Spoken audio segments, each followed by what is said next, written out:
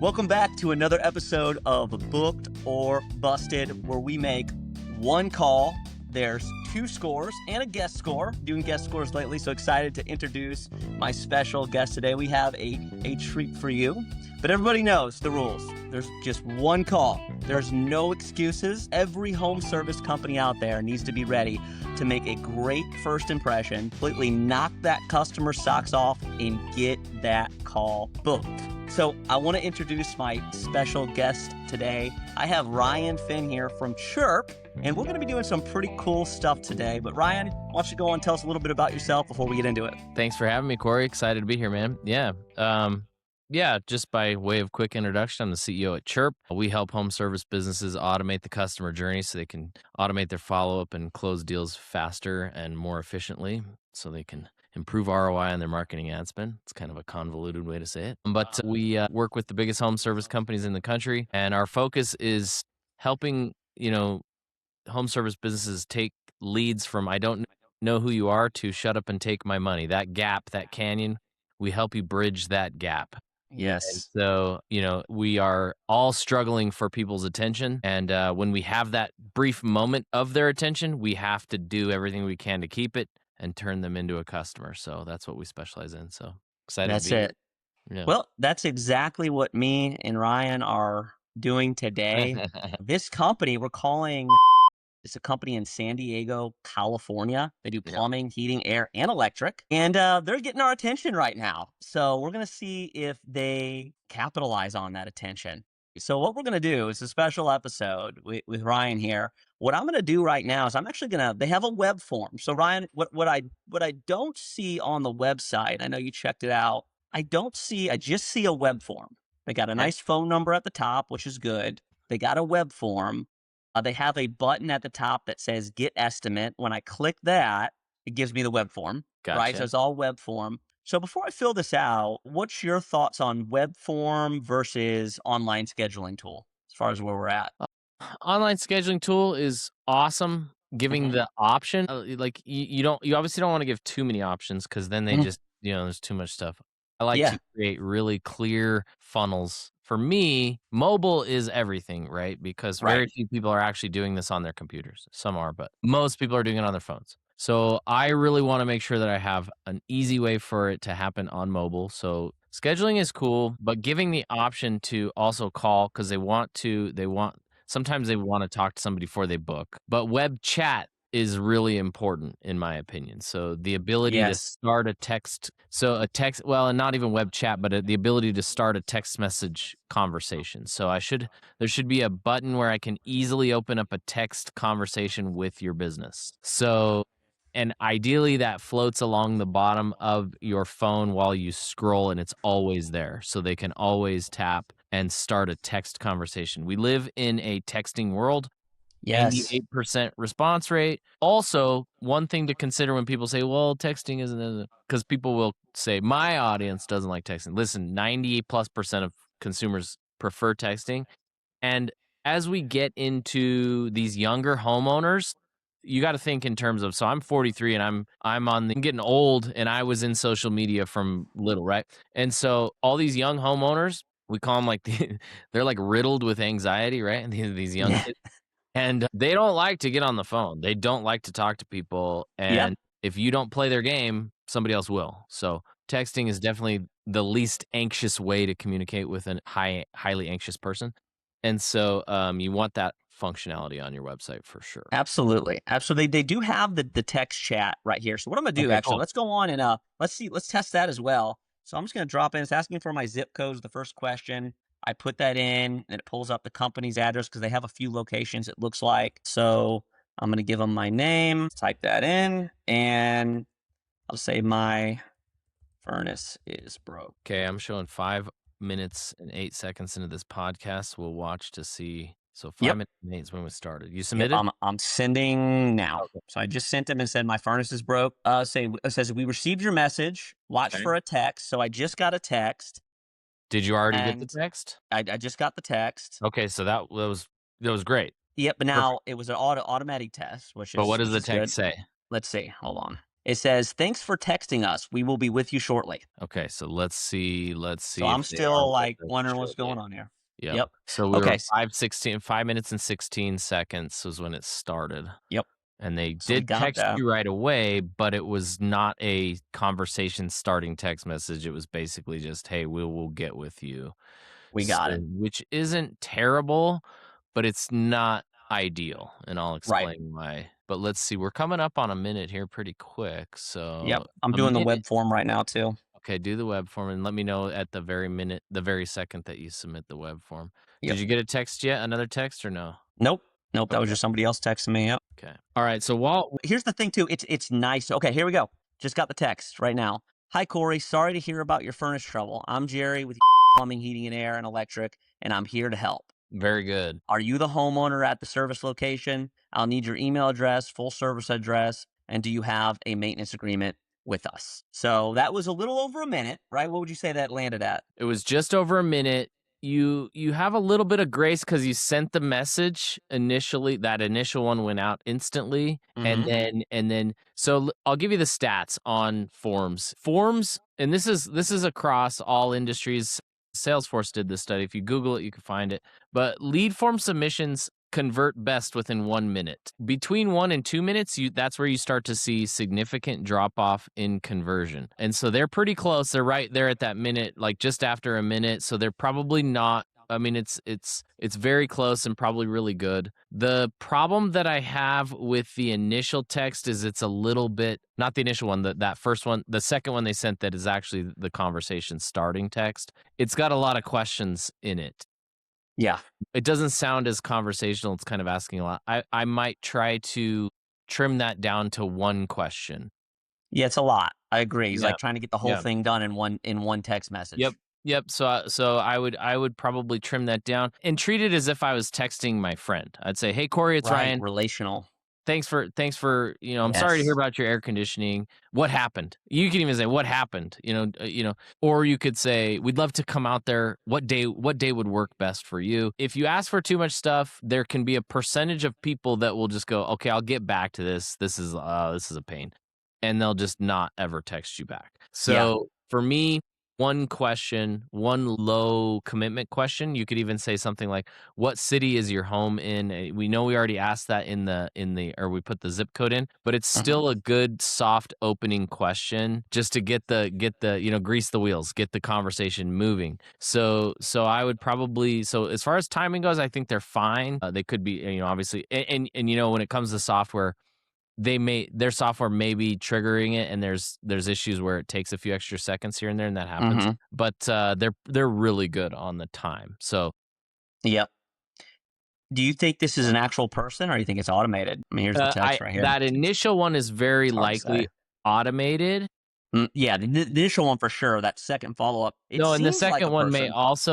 the second one may also be automated Mhm. as a follow-up, or as a conversation starter. So what we do is there's kind of two ways you can do it, right? You can have AI do the whole conversation. Mhm. That's still up in the air whether or not that's the right way to do it. But it's great. It's great for when you can't. But we'll send out a conversation starting message that's automated, and then when the person responds, an actual human then takes over the conversation. So it just depends on your business and what you like and what your resources are, if you have the CSRs to do it, or if you want, like, some people are the one man shops and they just go, "So you've responded, so cool, one man shop." And then, it's like you need AI if you don't have, somebody to respond, because you might be on a job. And if you're on a Right. job and it takes you an hour to respond, you're totally lost that lead. You've handed your competitor a deal. Another thing that I will bring up here, and this is really a new thing that needs to be considered, is you can see that message that you just sent is Mhm. green. Yep. Green messages are Apple knew what they were doing. They chose a very ugly green and a very soothing blue. Yeah, for Um, sure. they knew what they were doing. The way that you feel when you receive a green message is the way that your customers feel when they receive a green message, and It's a good point. there's a little bit of lost trust, and there's a little bit of kinda ick with that. Yes, this is an And iPhone. it is an iPhone, yep. So, we've actually just recently figured out how to automate blue messages, and we're getting a 30 to 50% higher reply rate. So what say? So I replied back to his long text, said, "My Yep. wife is getting cold at night," with a freezing emoji. And he said, "What part of town are you in?" Okay, so he's getting conversational. Good. I like Yeah. what he's doing. Let's not waste any more. I always feel a little guilty wasting people's Yeah. time. So that would be my ideal response, right? He's now Yeah. being conversational. He is in that's the listen, when it comes to text messaging, think of it like this. You have everybody, you've heard the stat. I don't know what the exact stat is. We'll make up a stat. What is it? What do they say? 98% of stats are made up on the spot. Just like that Yeah. one. But you know that you've heard this stat before. A person consumes or is exposed to like 2 or 3,000 marketing messages a day, right? We're getting hammered constantly with ads, with people trying to get our attention. So use this analogy to make sense of it. I'm in a room with 100 people and they're all yelling at me to get my attention, right? And it's like, what do you do to get this person's attention? What text messaging allows you to do is walk up to that person, put your arm around them, and walk them out of the room and close the door for a few seconds, right? Because if you look at your phone, you are now distraction free. There's no other ads. The text messaging conversation is just you and that person. So now Mm. I've gone out of the room and I've closed the door. Now, if you send a marketing or spammy or non conversational style message, they're going to turn right back around and go back into the room. But if you continue in a personal way, you have their attention for a few minutes and you can maintain that conversation. And if you do it right and you do it in an engaging and quick way, you can convert that lead. But if you allow them to sit too long, guess what? They're going back into the room and they're going to be hearing the noise from 1,000 different people, right? Mhm. And so Mhm. That's great. text messaging gives us that minute of one-to-one attention. And so you have to know how to maintain that. Number 1, conversational. Number 2, if you can, blue messages is much more personal and engaging. So those would Very be good. yeah, those would be 2, That points. is that is great. I wanna say a few things on the customer Yeah. service side. That was gold that you just dropped there, Ryan. Yeah. So many good things there, and I wanna say a few things. Just really one thing I noticed here on the customer service side. I'm gonna go on and submit this web form, though. So I'm gonna submit it. I'm not a robot. Gotta check that box. 1405. Yep, I'm submitting it now. 1410. Okay, it says, "Thank you, it's been submitted." So one Okay. thing I'd say on the text message is I'm big when it comes to customer service in empathy, right? Showing Yep. empathy for the customer situation. So notice that he said, "Sorry to hear about your furnace trouble." Yep. That's a form of empathy, but the problem with sorry is it's so cliche and overused, Yeah, right? yeah, yeah. So Yep. using something a little bit different makes the people just don't even hear sorry anymore because people just say it out of obligation, right? Yep. So being a little bit creative and saying something like, "Hey Corey, man, I hate to hear about your furnace troubles. That's really frustrating." That would Oh, stand out a 100 little bit more, right? 100%. Make me feel it a little bit more, and then, like you said, reduce all these questions. "Hey, I hate to hear you're going through that. Hey, you've reached the right place. We're here to help," and give me Yeah. that reassurance right Yeah. out of the gate. Yeah. Which Yeah. didn't really get that. It's just, "Hey, sorry about your furnace troubles. I'm Jerry," and then asking me a bunch of questions, Yep. right? So you Yep. want to treat it just like a phone You call, went just like you right would on a down to phone call. business, right? Just went right Right down to down to business. business, right? You build some rapport there, and then, then you get to it. But I would say that, how you do a service call on the phone, you have the great greeting, you show some empathy, reassure, and build some value. We want to do the same thing on your text message. Well, So, the way you do one thing is the way you do everything, right? And so when they see that, they go, "Well, okay, this guy's cold and not very engaging." You yeah. kind of teed him up for a good opportunity too. You put an emoji. He Yeah, could my have wife's getting cold at my night. wife, Nothing. What part of town are right? you in? No, Yeah, he like, could have. oh, that's terrible. My wife gets cold at night too, or something. You know what I Yep. mean? Yeah, "Oh, we gotta fix that before you're in the doghouse," that kinda thing, yeah. Yeah, Yeah, yeah, yeah. yeah, Miss, miss. yeah, that was a bit of a miss. He was going for the conversational, and that's where I give him kudos, Yes, but for yeah, sure. you have an opportunity to immediately just go, "Ooh, shoot, no, let's get you taken care of. You can't have a cold wife, that's the worst." So, yeah, so again, it goes back to how would you respond to your buddy if you were doing this, you know? Hmm.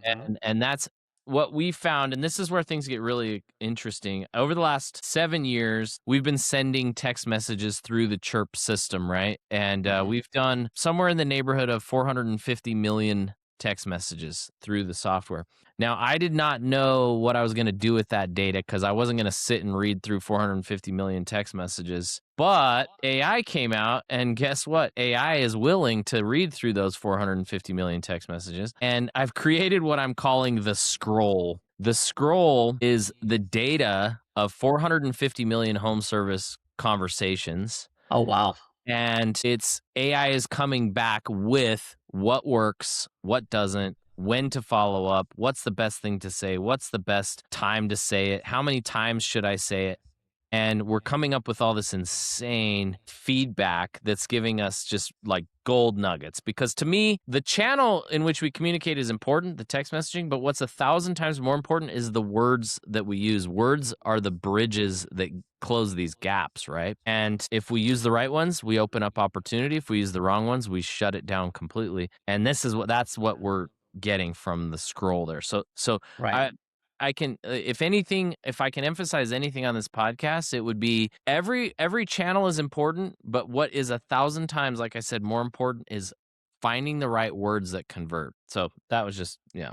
Now, that's good stuff. That is really good stuff. So I have gotten no response on the web form. Okay, so web form again, 60 seconds or you're moving on. I'm going to give, I actually, when we go into a abandoned calls, I'll tie those two together. But 60 seconds, again, you're looking at about half of a chance of converting at 2 minutes. So you cut your conversion in half at 2 minutes, and then it goes again in the next 2 to 5 minutes. So you're getting down to a fourth of your opportunity within 5 minutes. So if you're spending $200 to get a lead, you know, if it takes you 1 in 4 to convert because you're waiting 5 minutes, it's costing you $800 for a deal. But if you cut that in half and you can get all the way down to 1 in 2 or whatever it is, whatever the numbers are. That's why people will complain. They'll go, man, Google leads are so expensive. I can't convert enough leads, or any lead form. It's like too expensive. How can somebody else be spending that much money? They can spend that much money because they have a conversion process in place that allows them to convert at a high enough level for it to make sense. So that's great. Google charges what they charge because people are willing to pay it, and people are willing to pay it because they can convert. Right. Absolutely. Well, that is really, really good stuff. More gold, Ryan. So Yeah. so nothing on the web form yet. We're gonna go on and just close that test down because I've already called their competition and they sold me a new furnace. Yep.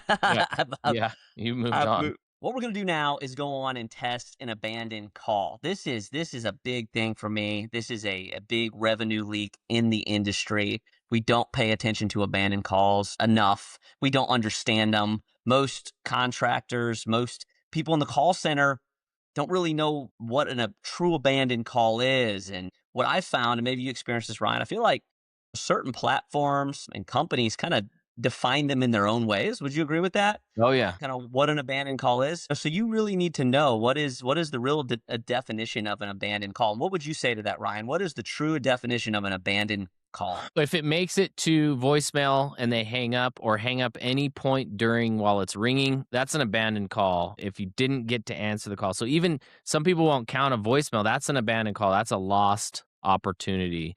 I don't like voicemail. I agree. Yeah. So anywhere where a human, or if we go down the path of AI, does not communicate and have a conversation with the customer, that's an abandoned call. Abandoned and missed is really, I don't really define them differently. That's the same things. Obviously the ones that are harder are the ones that hang up like after one ring, but those are rare. So yeah, that's how absolutely. So yeah, that's spot on.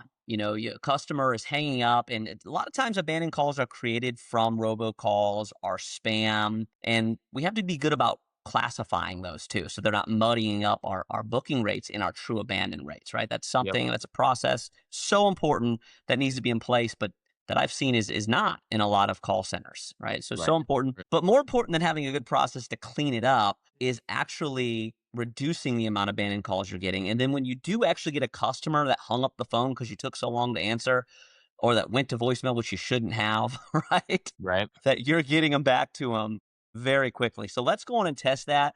What we're going to do is just we're going to call, let it ring, and we're just going to hang up on them and see how long it takes them to call us back. So calling the number on their website. We're messing up their conversion rates. This call will be recorded.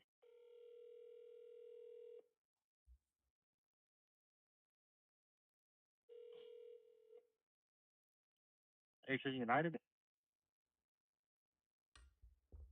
Pretty quick speed of answer, I will say. I think that was under 20 seconds. Yes. Yeah, it was under 20 seconds. Yeah. So okay. So so obviously it forwarded after 2 rings to the call Mhm, center, when it mhm. says call being recorded. They answered, so that's great.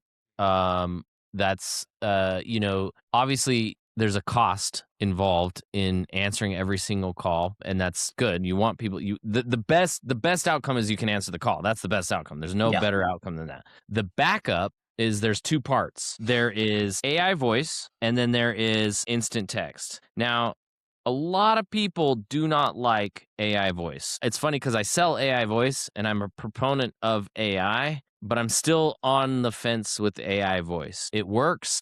It's good. Here are some tips around AI voice if you're going to use Good. it. Number 1, don't ever try to convince the customer that it's not AI. Yes, that's good. If they feel at all lied to, you're starting your whole relationship with this customer with a lie, right? There you And go. that's just not, I mean, if that's what you wanna do, that's I don't recommend. So the best thing you can do is have the AI announce that it is AI. "Hi, hi, this is Ryan. This is an AI agent with, United Service." Whatever. "This is Ryan, an AI agent with United Service. If at any point you need to speak to a real human, just let me know. But for now, let's get you started. What's going on?" And so you now announced that you are an AI, you're not lying, and those that like it will do it, and those that wanna talk to a human will say, "Human, human, human." Now, so it's cool and it works, but it's also some people just hate it. Like, the moment they hear it, they just go, "Oh, I'm not freaking talking to an AI," and they hang up. Mhm. So it's kind of this fine line that everybody's, like, dancing right now and trying to figure out what's the best way to do it. So if you do AI voice, make sure you're doing that. Now, there's 2 ways that you can utilize AI voice, and I recommend, for me, it's like backup. I would never say, "Hey, let's replace all our CSRs and just do AI voice." Right. I would do it as on missed calls when all of my CSRs are full, or after hours when I don't have anybody available. That's when I would use AI voice. Now, there's 2 levels of AI voice. There's one that's gonna basically take all the information and then not actually book it to your calendar, but get it all and then say, "Great, actual human will call you back to confirm your appointment." And then they go in and actually the human goes, takes the notes, and actually books it to the calendar. If you're like in Service Titan, books in the Service Titan. And then there's AI that will actually take it all the way through and book it to your FSM's calendar, like Service Titan or House Call Pro or whatever. And those kind of vary in success, right? The ones that do AI, that do the voice, that just get the information, they're like less likely to break because there's less connective tissue between the call and the Service Titan or whatever you're using. And there's chances that that stuff can break if they're just getting the data, if they're just getting the information. So there's some Right. trade-offs to how far you want to take it. Another one, if you want to completely avoid AI voice altogether, you can compare, but this is almost every bit as effective, is to make sure that a text instantly goes out the moment that the call is abandoned. I'll give a story I've about gotten this. those. Yep. So Yep. no You have call back, Yep. no text Yep. message. So, and it may have not triggered because he did answer, so, like, Yeah. he just didn't manually trigger it, but that's still, he should be going, "Hey, I'm sorry I missed your call. What's going on?"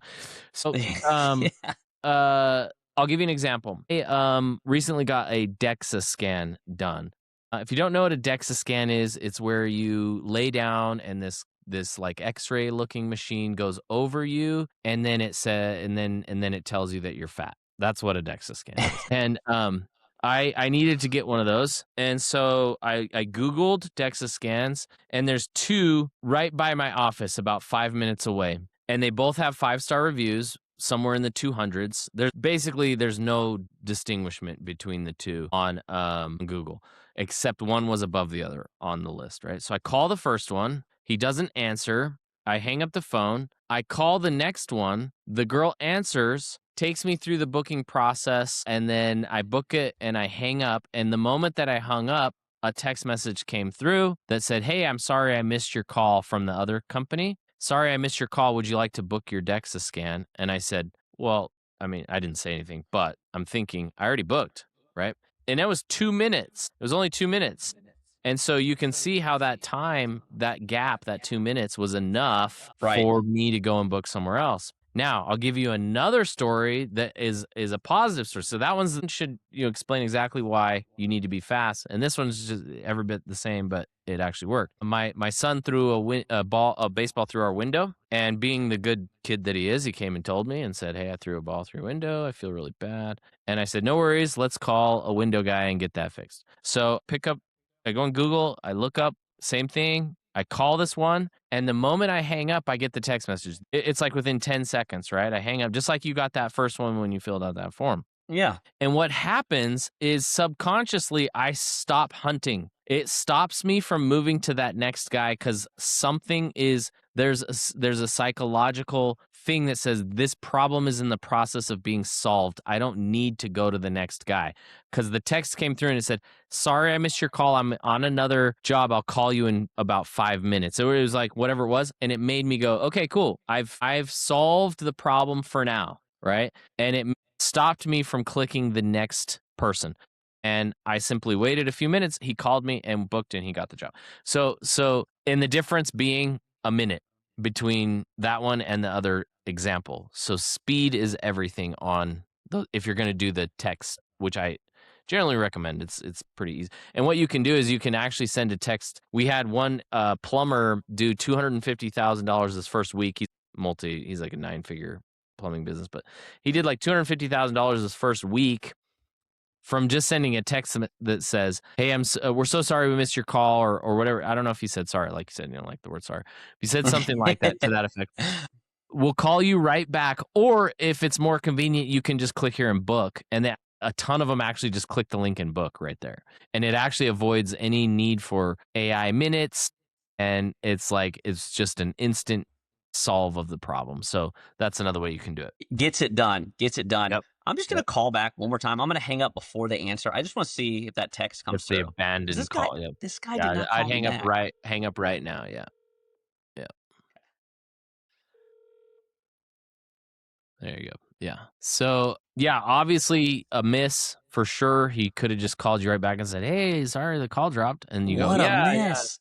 Yeah, and remember, I don't think the audience knows yet, but I'm in La Jolla. $92 million house is listed right now for sale. $92.5 million. yeah, And whoever that CSR was might have just went on there and just reclassified that call as a hang up. yep, And yep, now I'm calling their competitor. yep, So that is a huge revenue leak yep, there. So looks like doing decent on the texting. All right, we got a yep, quick response. We already critiqued that. Needs to be more conversational, show some genuine empathy, talk like you're talking to a friend, right? yep, yep, No response on the web form, which is unbelievable. I'm not even going to check it again, but I would imagine at some point, but not an email. I look at my email. I don't got a phone call either. So I yep. actually use my There's a personal miss. number Yep, for that. Yeah, nothing. Yeah. So, and then the phone call. Let's go on and let's go on and score this for the speed to lead, right? yeah, So yeah. I'll give my score more on the customer service and I'll side give it of on it. the tech. Yep. Yeah, I want you to give it on the tech side and in your expertise. So I'll let you go first. If you want to kind of recap and then give a score. Now we're doing a score in between 1 and 10, Ryan, and it's kind of like ice skating, right? So Yep. if you give somebody a 10, they're legendary, right? Yep. So Well, you can't give them a 10 somewhere because that means if somebody does it better, I can't give them a better score. exactly. Yeah. So Dave Portnoy, Exactly. if you watch. Hey, Yeah. that's Yeah. who inspired me to start this Yeah. show. Yeah. So there you go. All right. So on the texting, I'm gonna give him a 7.2.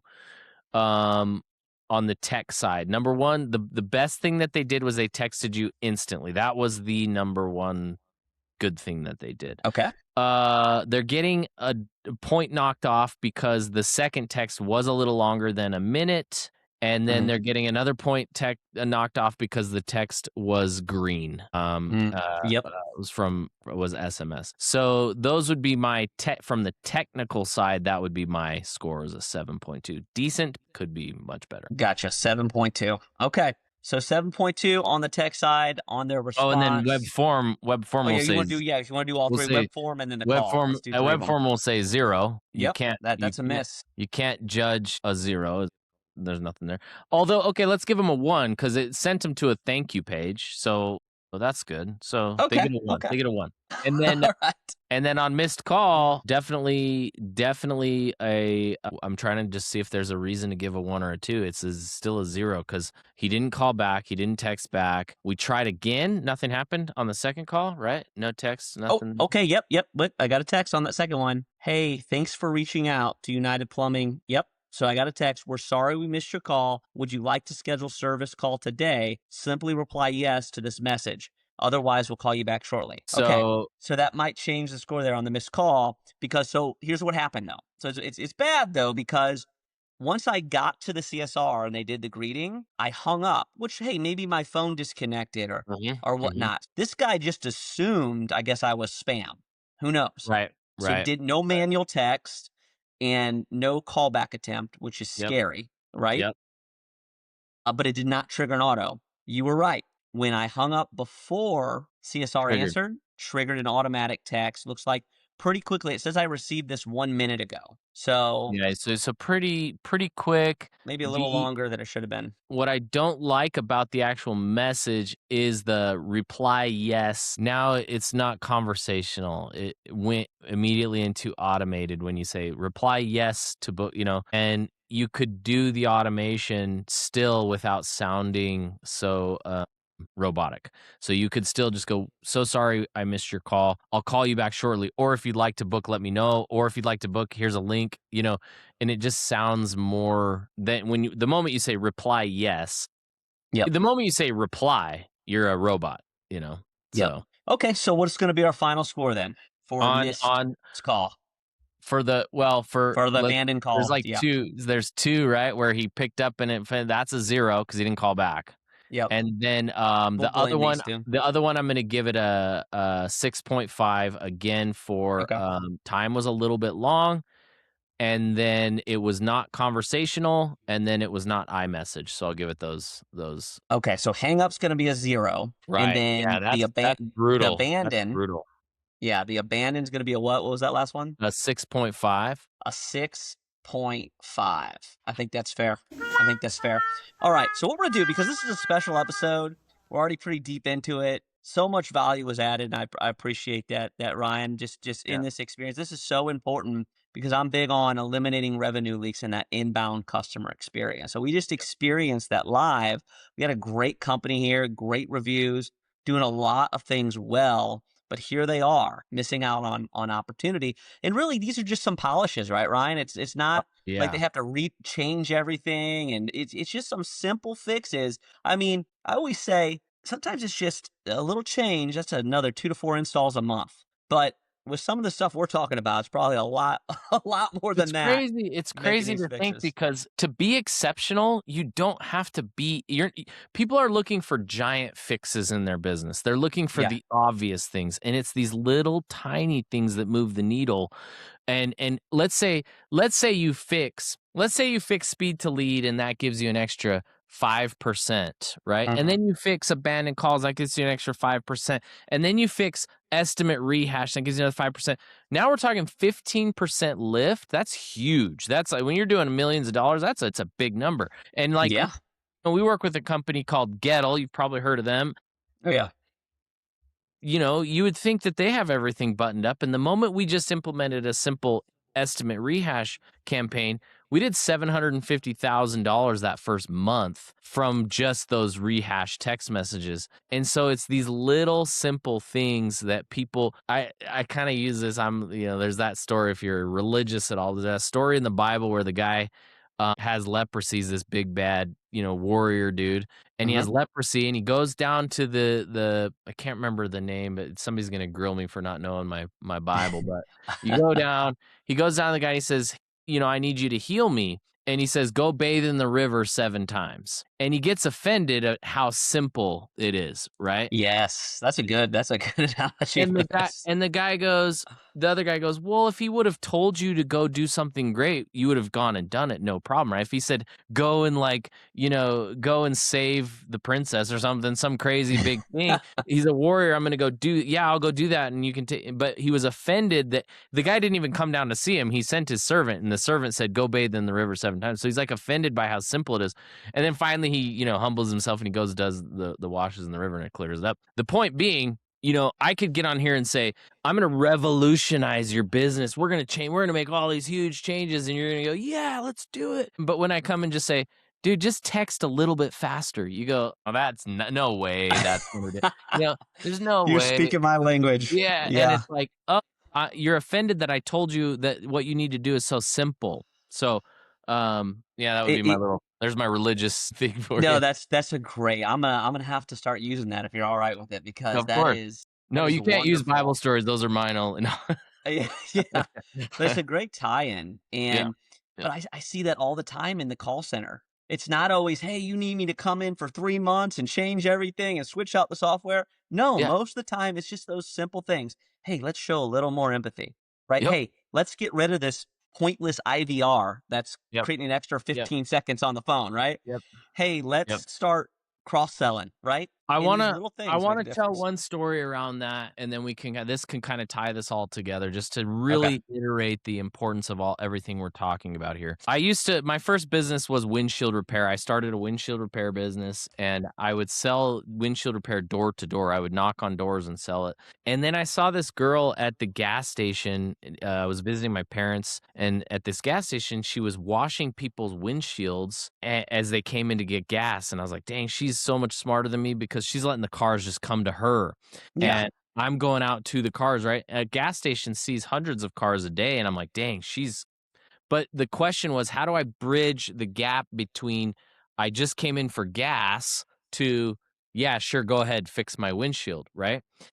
Part of that was the windshield washing, right? Because she's offering a free service. But so I went home. I asked a gas station near my house if I could do this. I said, "Can I wash people's windshields?" He said, "Sure, go ahead." So I go out and I put on a Chevron shirt so I didn't look like a homeless guy.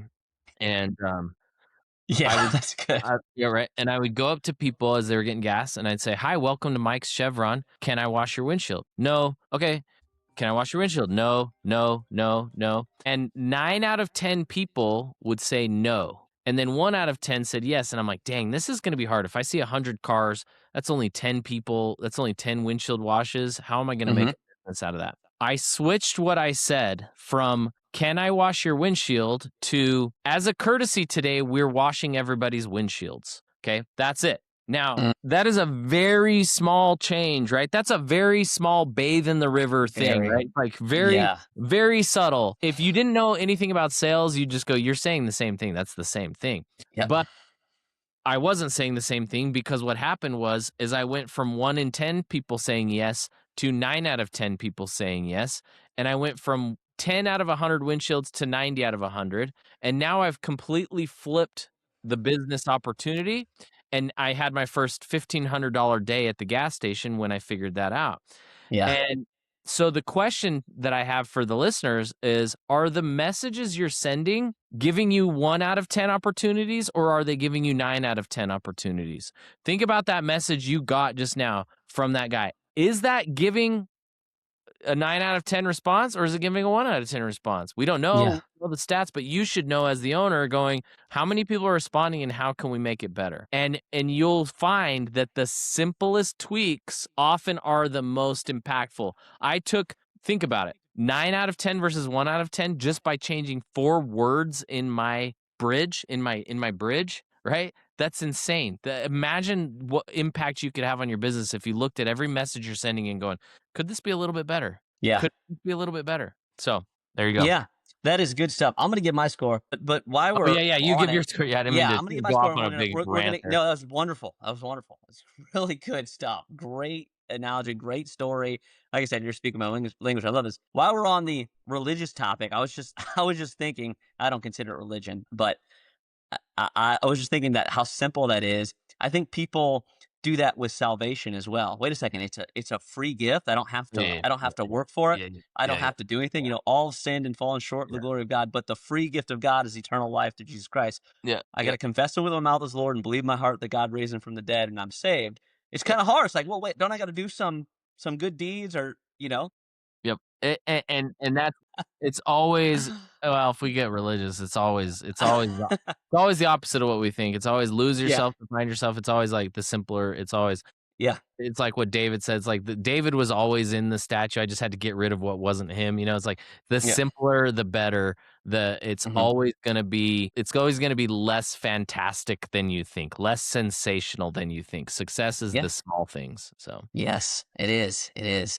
That is great stuff. So my score, so I'm just going to score it. You did great on the tech side. I am going to give what I call the sock score, right? The sure. knock my socks off for the customer. I'm going to give it a solid 6. All Yeah. right. And so on my scale, that stands for just booked, meaning like just booked, right? Yeah. I believe they Yeah. probably could have got me booked, at least through the text chat, but they failed pretty hard on the no call back from the hang up and then no web form reply. So maybe they would have. So I don't want to put them any lower than that. Customer service was just okay. We already pointed out some of those things that could have been better on the customer service side and things they could have done better to engage me, to build a rapport and trust with me quickly. So our final booked or busted score for this episode is 4.1. And you know what?